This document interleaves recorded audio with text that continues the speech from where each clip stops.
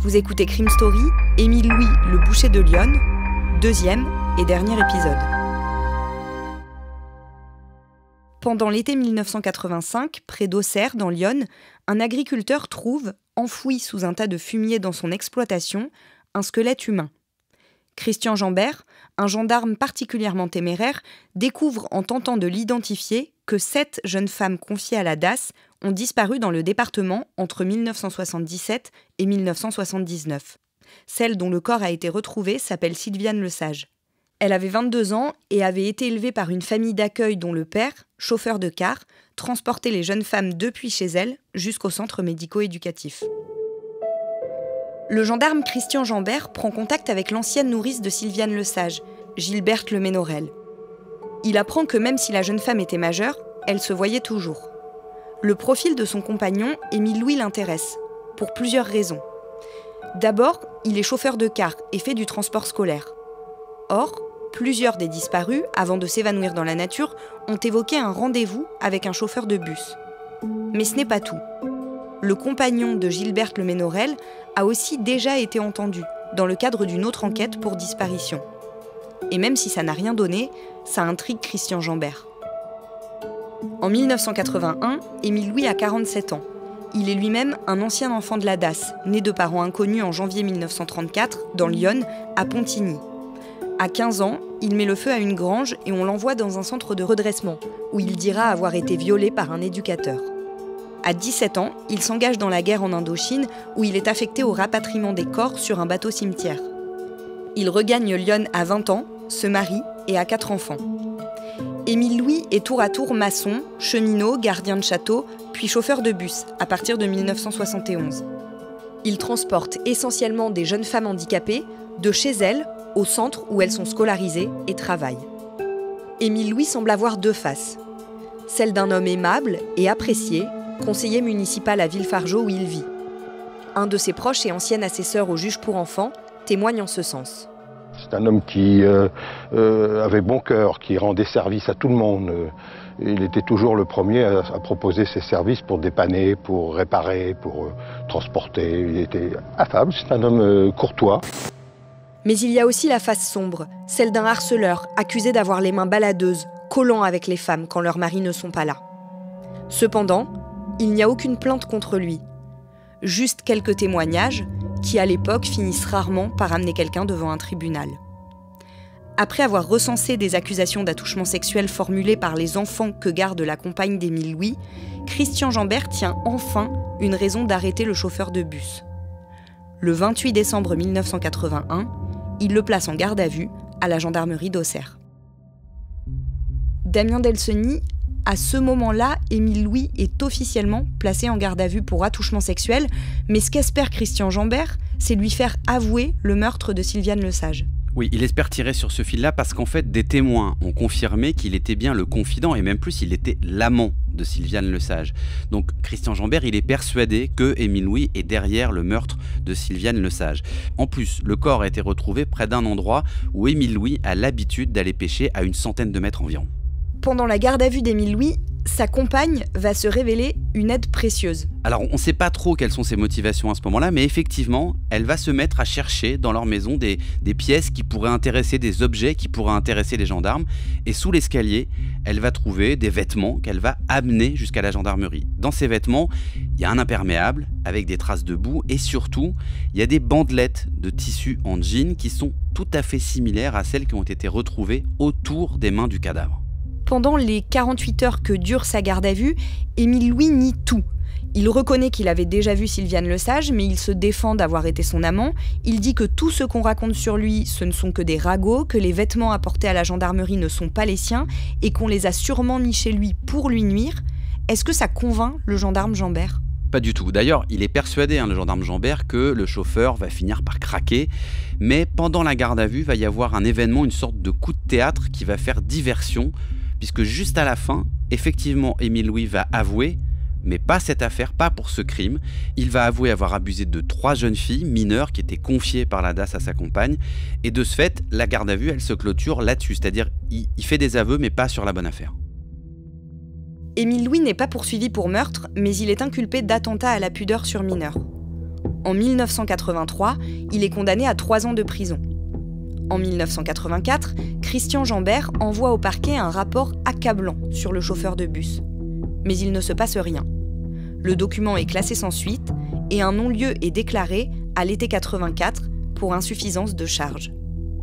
Par le jeu des remises de peine, la même année, Émile Louis quitte la prison d'Auxerre et s'installe dans le Var, à Draguignan. Il fait des petits boulots, s'achète un camping-car et vit sur les routes. 5 ans après ce changement de vie, son nom ressurgit dans les fichiers de la gendarmerie. Il est suspecté du meurtre d'un petit garçon dans un camping. Rapidement mis hors de cause dans cette affaire, il est arrêté peu de temps après pour une autre affaire, des attouchements commis sur les enfants de ses voisins de camping.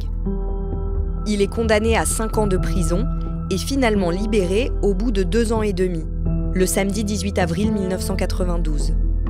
Durant toutes ces années, à Auxerre, Christian Jambert reste convaincu de la culpabilité d'Émile Louis dans l'affaire des disparus de Lyon.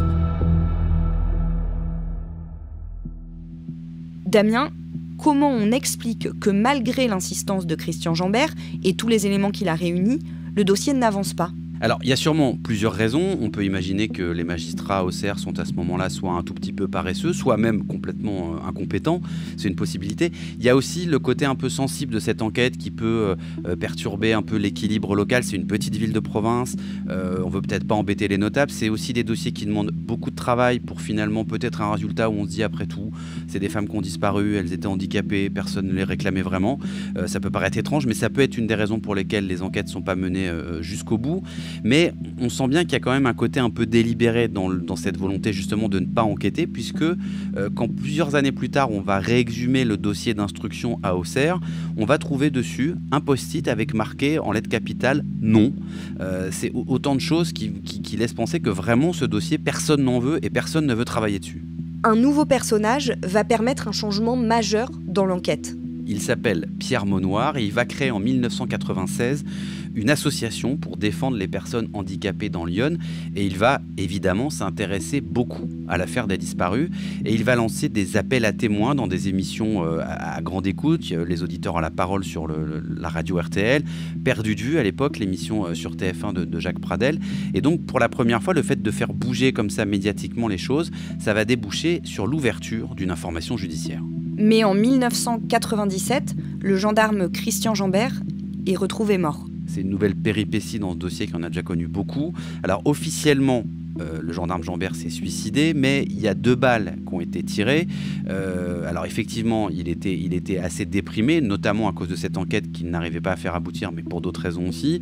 On l'écoutait pas, ça prenait beaucoup de place dans sa vie personnelle, mais on n'en a jamais vraiment su davantage. Son corps a même été exhumé à plusieurs reprises pour faire des nouvelles analyses, parce qu'il y avait une piste qui laissait penser que c'était peut-être pas forcément un suicide, qu'on l'avait éliminé justement parce qu'il était devenu gênant, mais ça n'a jamais rien donné de probant. Mais en tout cas, la mort du gendarme Jambert, ça devient une affaire dans l'affaire, quelque chose qui complique encore le dossier, et ça ravive aussi ce côté complot. Peut-être a-t-on voulu faire taire l'homme qui en savait trop. Au moment de la mort de Christian Jambert, Émile Louis vit toujours dans le Var. Il a épousé une femme handicapée dont il est le tuteur et gère la pension. Et à la fin de l'année 2000, son nom circule à nouveau à propos des disparus de Lyon, et des journalistes sont mis au courant. Il arrive qu'au cours de certaines enquêtes, nous soyons informés des développements à venir. Alors ça fait partie de la relation de confiance qu'il peut y avoir entre des sources d'information et nous. Et des fois, ces sources, elles prennent le risque de nous informer en amont, mais évidemment avec la condition qu'on n'en parle pas tout de suite. Il s'agit juste pour nous de nous préparer, d'avoir une sorte de coup d'avance. Mais là, ça va aller un peu plus loin que d'habitude, parce que Frédéric Vézard, qui suit le dossier à l'époque pour Le Parisien, va apprendre par les enquêteurs la date de l'interpellation. Ils disent voilà, c'est prévu pour le mardi 12 décembre. Et donc la veille, le lundi, il va décider d'aller sur place avec un photographe, et ils vont se mettre en planque sur le parking de l'immeuble où vit Émile Louis à Draguignan. Et soudain, alors qu'ils sont dans leur voiture, ils le voient sortir avec son caniche au bout de sa laisse. Il décide de l'aborder pour lui poser des questions, et assez étrangement, Émile Louis, il va pas fuir les questions, il va pas reculer, il va juste leur dire « on n'a aucune preuve contre moi, il n'y a pas de cadavre, Il n'y a pas de coupable. Alors évidemment, Frédéric Vézard, il est au courant, lui, que Émile Louis va être interpellé dans les heures qui suivent.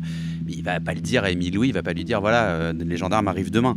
Et donc cette interview et cette photo, elles paraissent le lendemain dans le journal. Et le soir de la parution du journal, Émile Louis est interpellé par les gendarmes. Comment se passent les auditions ? Les enquêteurs, ils commencent par un coup de poker. D'habitude, on interpelle à peu près toujours les suspects au petit matin, vers 6h, 6h30, et on démarre les auditions dans la matinée pour une durée de 48 heures de garde à vue traditionnelle.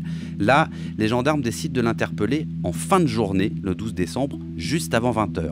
Pourquoi ? Parce que depuis le temps qu'ils travaillent sur lui, qu'ils ont appris un peu à connaître la vie et les habitudes d'Émile Louis, ils savent qu'il se couche tous les soirs à 21h et que c'est presque vital pour lui. C'est vraiment un horaire auquel il ne déroge jamais. Donc il compte jouer sur cette déstabilisation et sur sa fatigue pour démarrer le premier interrogatoire juste avant minuit.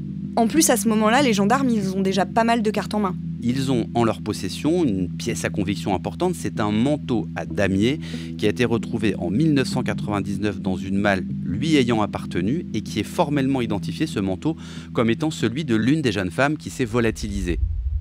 Pas moins d'une vingtaine d'hommes pour venir interpeller Émile Louis, un témoin capital au centre de tous les soupçons d'une affaire vieille de 23 ans, les disparus de Lyon. Pour les enquêteurs de la section de recherche de Paris, c'est l'aboutissement de 3 années de travail, des centaines de témoins entendus, 1300 procès-verbaux dressés et aujourd'hui de multiples questions à poser au suspect numéro 1. Émile Louis reconnaît les meurtres de 7 jeunes femmes. Il parle de pulsions incontrôlées, d'influence de la pleine lune, et il donne aussi des indications assez précises sur les endroits où il a enterré les corps.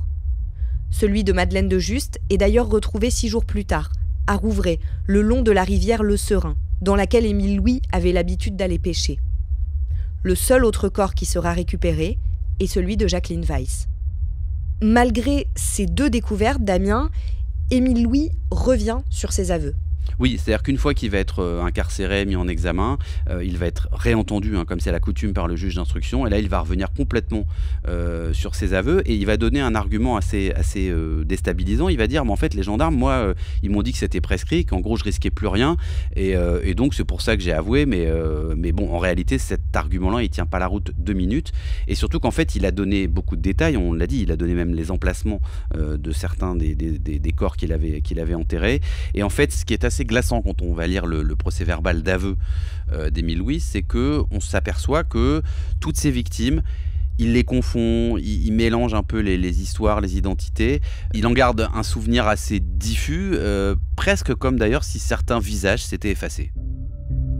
Le lendemain de l'arrestation d'Émile Louis, le mercredi 13 décembre 2000, la femme de l'ancien chauffeur de bus porte plainte contre lui pour viol et actes de torture sur elle et sur sa fille. Le 26 mars 2004, il est condamné pour ces faits-là à Draguignan, devant la cour d'assises du Var.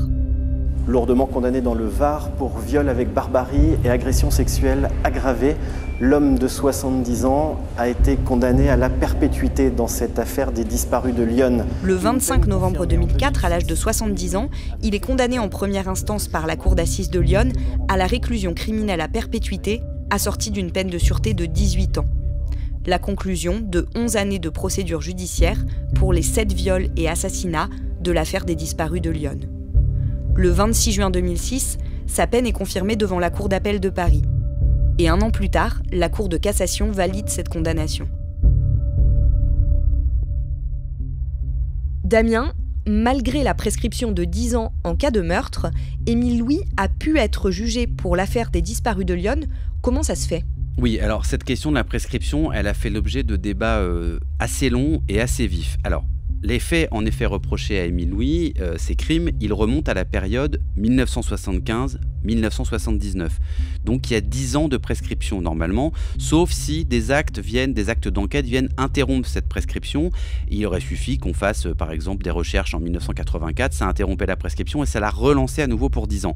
Mais là il se trouve qu'en 2000, il semble que le délai de 10 ans est largement dépassé. Alors, les enquêteurs, les magistrats, ils vont fouiller pour essayer de trouver des choses qui leur permettent de contourner cette prescription. Alors, ils vont retrouver un rapport d'enquête du fameux gendarme Jambert qui date de 1984, mais ça suffit pas. 84-2000, il y a 16 ans, on est encore assez loin. Et finalement, la justice, et surtout les avocats et les associations qui se sont beaucoup bougées, elles vont finir par exhumer un rapport écrit d'un substitut du procureur d'Auxerre qui faisait mention de plusieurs disparitions et qui surtout, lui, a l'avantage d'être daté de l'année 1993, ce qui donc, finalement, aux yeux des magistrats et de la Cour de cassation, a interrompu le délai de prescription, l'a donc relancé de 10 ans à partir de 1993, et donc en 2000, quand Émile Louis est arrêté, l'affaire n'est donc pas prescrite. Est-ce qu'on sait aujourd'hui combien de victimes a fait Émile Louis exactement ? Alors c'est difficile, il y a les meurtres connus, ceux qu'il a avoués. On sait aussi que c'est quelqu'un qui a été un criminel sexuel toute sa vie, qui a violé beaucoup de femmes, y compris dans son propre entourage familial, donc c'est difficile de faire une comptabilité exacte. Comment expliquer que pendant si longtemps, le parquet a laissé Émile Louis sévir alors que les magistrats avaient tous les éléments pour au moins exiger des investigations sur cet homme ? Alors, il y a sans doute en premier lieu la personnalité de ces victimes. On l'a dit, ce sont des enfants placés, parfois de jeunes adultes, handicapés, et qui sont pour certaines majeures lorsqu'elles disparaissent, et on le sait, des majeures, on ne les recherche pas systématiquement comme des mineurs, on estime qu'ils peuvent avoir fait une fugue ou être partis volontairement. Ce qui est terrifiant dans ce dossier, c'est qu'on a l'impression qu'en fait, elles n'ont surtout jamais existé. Il y a ensuite, comme raison sans doute majeure, l'incompétence, l'inertie des magistrats qui étaient en poste à l'époque, dont d'ailleurs plusieurs vont être traduits ensuite des années plus tard devant le Conseil supérieur de la magistrature pour être sanctionnés. Et il y a sans doute, mais c'est très difficile à prouver, à la fois une forme de paresse, de ne pas avoir traité ces affaires, et puis aussi la volonté qu'on ne vienne pas remuer d'autres histoires qui se sont produites à peu près à la même époque, dans le même département, qui concernaient aussi des jeunes filles qui avaient été violées dans d'autres instituts médico-éducatifs. Tout ça faisait que finalement, en ne s'intéressant pas à Émile Louis, on ne venait pas s'intéresser et on ne venait pas fouiller dans d'autres histoires. Emprisonné à la maison centrale d'Ensisheim, Émile Louis est transféré à l'hôpital de Nancy le lundi 14 octobre 2013. Il y meurt 6 jours plus tard, le dimanche 20 octobre 2013, à l'âge de 79 ans.